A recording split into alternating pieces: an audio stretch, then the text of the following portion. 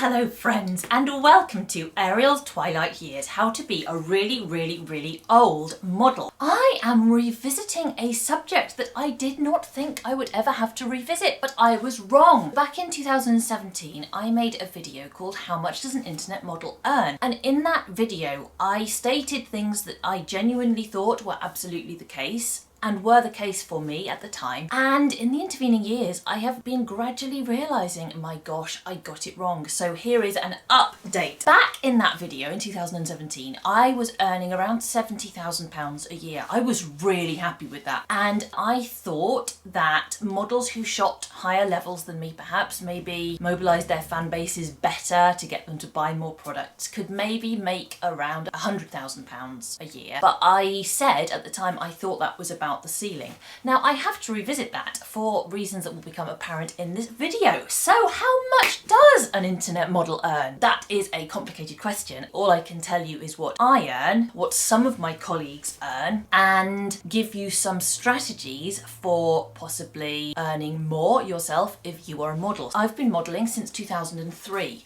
I'm still modelling now in 2020, and this is what I earn. In 2003 through to 2006, I was earning around £35,000 a year.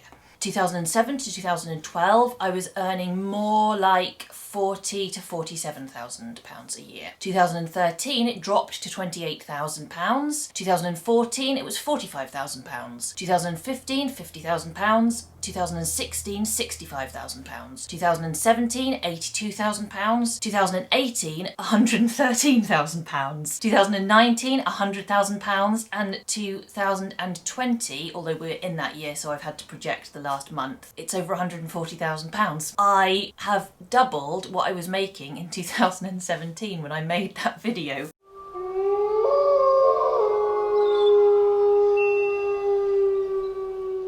And I'm really embarrassed that I was so limited in my outlook. I would love to say that the reason I'm making this much money is because I'm the top model in the country, but I'm not. I know plenty of other models who are earning something similar to what I'm earning and possibly more. So please do not go away with the idea that I have done it the best. I really am sure I haven't. I've just been in the business a while and I have adjusted my strategies over time, taken advantage of innovations in the industry, and I've made it work relatively well for myself, although by no means am I the best at figuring this stuff out. First of all, I want to unpack some of those figures because, as you can see, there was a fairly smooth transition through the years of slightly earning more every year. The exception to that is 2013. I want to talk about the points at which things changed during that trajectory. So 2008, I started a lovely relationship. It was with Hywel, who I'm still married to now. It was the first time in my career that I had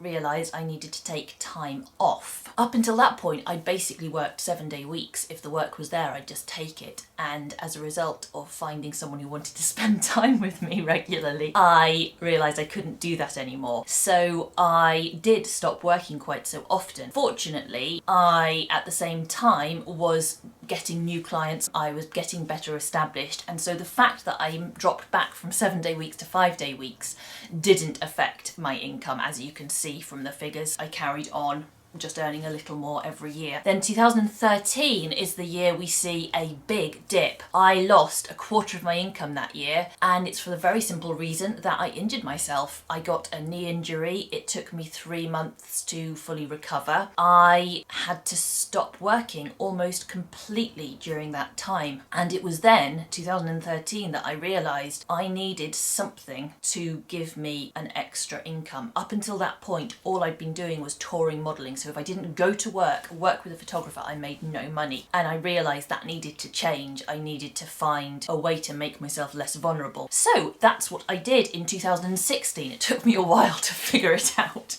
I went from earning £50,000 to £65,000 in a year, and the reason for that is because I started shooting custom videos and reselling the content on Clips for Sale and ManyVids. It made a really big difference to me, and for the first time I had the beginning of a passive income, because although shooting the custom videos takes time and putting them up on websites for resale takes time. Once they're up there, they can keep selling. So over the years from 2016 onwards, I have gradually been increasing the library of content that's available for people to buy, and that has had a really large impact on my earnings. Then in 2017, you see a big jump. 2017, I made £82,000 as opposed to £65,000 in 2016. And the reason for that is I started doing OnlyFans, which had just been launched. Now at first it didn't make me a lot of extra money, but again, it was more somewhat passive income, and the effect of having an OnlyFans, having the number of videos I had for sale growing, it all had an impact. So in 2018, having established these multiple streams of income, I got well over 100k. Only a year after saying I was sure that that wasn't going to happen. By the way, I'm talking about calendar years here rather than tax years, because we're in the middle of a tax year, so I wanted to be as up to date as possible. So some of the numbers I'm talking about will differ from my previous video because I was referring to tax years during that video. And so then we come to 2020, and what changed in 2020? Well, I stopped touring during coronavirus, just like most professional models did, and I expected to see my income plummet. I was very grateful that I had some other forms of income, so I could carry on shooting OnlyFans and I could carry on shooting solo content for my clips for sale and ManyVids, but I didn't see that as being able to replace my touring modelling income. But I expanded my customs and clips store business. I raised my modelling levels, which is something I'd wanted to do for a while, but I hadn't had the chance to do it in an arena that I felt would be safe. And I expanded my OnlyFans. I started shooting more content, updating more regularly, and I added pay-per-view videos to that, which doubled my income from OnlyFans pretty much overnight, which is how I have managed in 2020, despite having to almost completely stop touring modelling. I have increased my income a lot in a short amount of time. What do I want to conclude from that? First of all, I know that some people will watch this and want to ascribe the fact that I'm earning more money to shooting higher levels. I would say a word of caution if you think that, because I know one or two models who definitely earn more than me. One of them shoots higher levels than me, one of them shoots lower levels than me. Although I think you can often increase how much you earn by relaxing your levels a little, working in areas that you haven't gone into before, it is by no means a panacea, and some of the most successful models in this country shoot relatively tame content. So I would say to you, don't make a decision that's bad for you in order to make more money. Only shoot what you love. I would hate to think that this video might be used by someone to persuade someone else to shoot stuff they don't want to shoot. There is no guarantee that by shooting higher levels you will make more money, so don't do it unless you want to. I was doing a sexual experiment that turned out to work out well financially. You need to have another reason other than money to do it, because it's your body and it will be on the internet forever. Just make smart choices for yourself and don't be swayed by what other people say, including me. I thought it might be interesting to give you a little bit of a breakdown of where my money currently comes from. So I'm going to look at my October earnings. So bear in mind, I only worked half of that month, so it demonstrates the power of passive income, because although I earned less in October than in September, I only worked half of the time. So these are my figures. In October 2020, I earned £3,700 from OnlyFans, £2,900 from clips for sale, £3,700 from ManyVids, custom videos, of which I didn't do very many because I was off work for half of the month. I earned £2,700, and photo shoots, I think I did 1.5, earned me £380. So altogether that month I made around £13,500, and that is less than July, August or September this year, but not that much given that I was off work for half of it. And back when I was purely a touring model, say in 2012, if I'd only worked half the month, my income would have halved too, and that made taking time off quite scary, which is one of the reasons I really recommend finding sources of passive income, or at least semi-passive income, as a model, it will serve you really, really well. It doesn't matter if you choose the same strategies as me, but just find some strategies that work for you, whether it's clips for sale, OnlyFans, Patreon, ManyVids, Admire Me, Bentbox. So I looked at all the things I do to earn money and what they'd done over a 4-month period. I looked at July 2020 through to October 2020. So looking at my figures a little and digging a little bit deeper, it's obvious to me that, for example, clips for sale and ManyVids combined pay me more most months than custom videos do.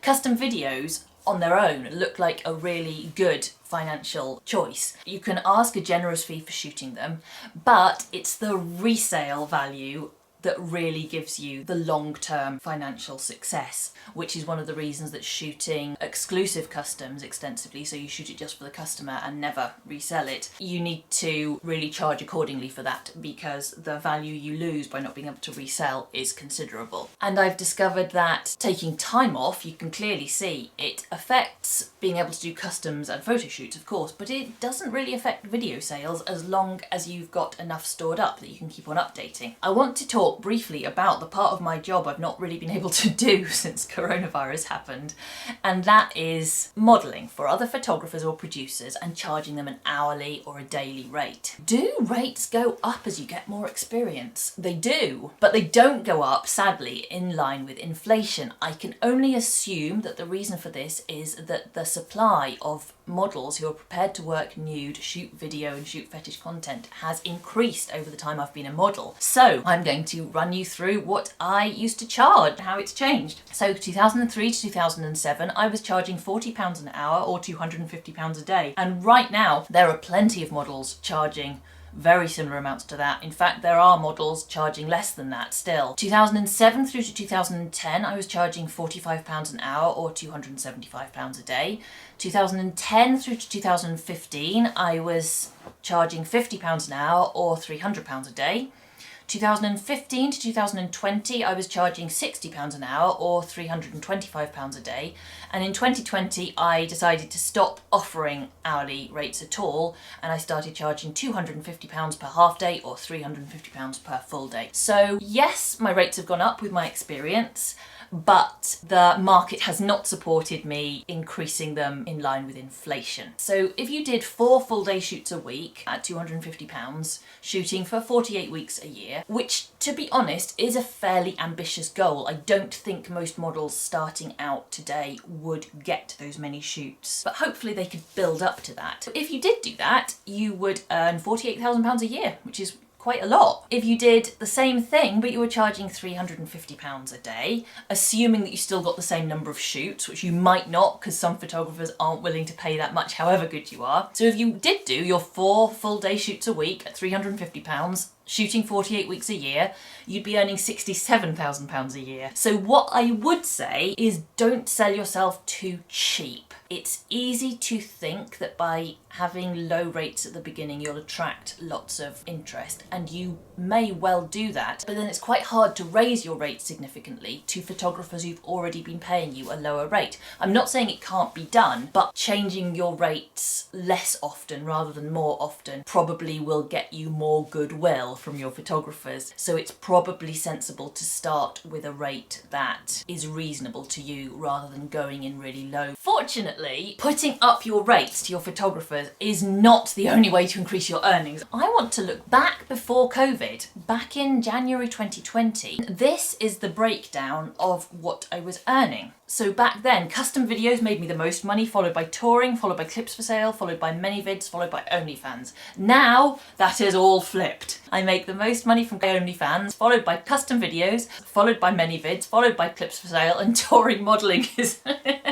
is right at the bottom of the class because of course it's really not an option at the moment. I know this is a difficult topic and I know that it is possible I will get some resentment from potentially photographers who don't think models deserve that much money, and models who potentially earn less than me and don't think I deserve it. I am well aware that in some ways I've been very lucky, but I'm also aware that in some ways I've had some considerable disadvantages. So this video, I don't want it to be all about me. I want it to be about you. I want it to be about how much money you want to make from modelling and how you can make it so. So in order to do that, I'm going to talk a little about the advantages I have and the disadvantages I have that maybe you wouldn't consider just by looking at me. And the reason I want to do that is because you might look at where I am now and think that you couldn't do it. Maybe you couldn't. Maybe you could do better. And the raw materials I have to work with won't be the same as the raw materials you have to work with, but you might find that some of your raw materials, including some of the things that look like disadvantages on paper, can work for you. So I want to finish the video by talking through some of those things.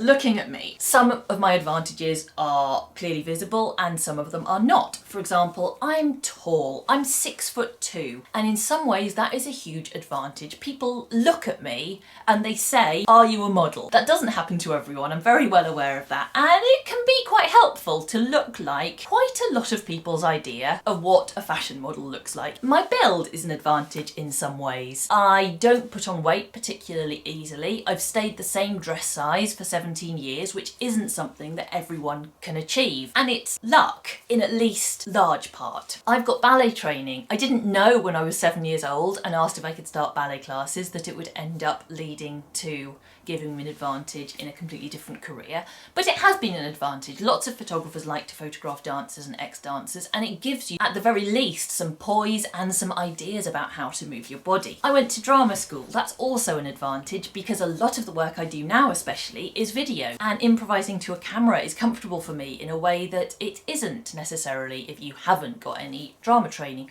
Loads of models do exceptionally well without having any theatrical training, but for me it's definitely been an advantage. An advantage I have is I like working hard. I remember meeting a model back in probably 2009, and she said she always took the weekend off to be with her boyfriend. And what a beautiful thing! But I was just horrified. I never took the weekend off because I knew, because I'd done analysis of my earning statistics, that I earn the most money on Saturdays and Sundays. So I took Mondays and Tuesdays off, maybe.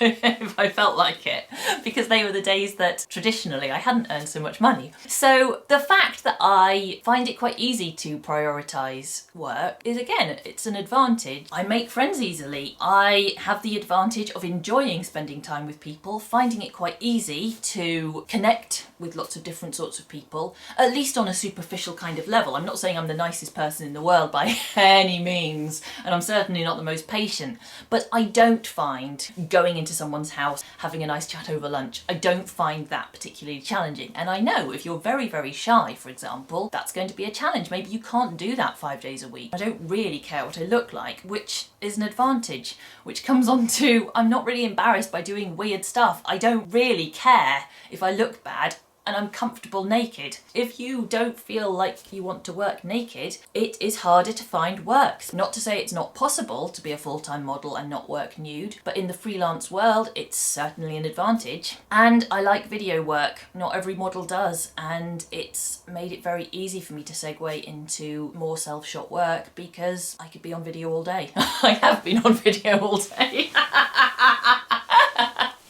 So there are some of my advantages, but some of my disadvantages are maybe a little bit less apparent. For example, my height. Yes, it's an advantage for some things. It's a disadvantage for some things. I couldn't get a fashion agent to begin with, for example. I was too tall. My height makes it impossible for me to work at some studios, so photographers who favour a particular studio cannot book me because I won't fit in the space and they won't be able to shoot full length. Although I'm dance trained, that's no good when you've got a 6'2" model in point shoes. If your studio isn't high enough, she can't do all her highly trained ballet poses for you, and from time to time that gets in the way of my career. I'm hypermobile, which is fabulous for making beautiful shapes with your body and doing poses that other people can't do, but it means my entire adult life has been plagued with joint pain, and in 17 years I've not had a single shoot when I wasn't in pain. I love my job, but it doesn't come for free. Not for me, and probably not for most people either.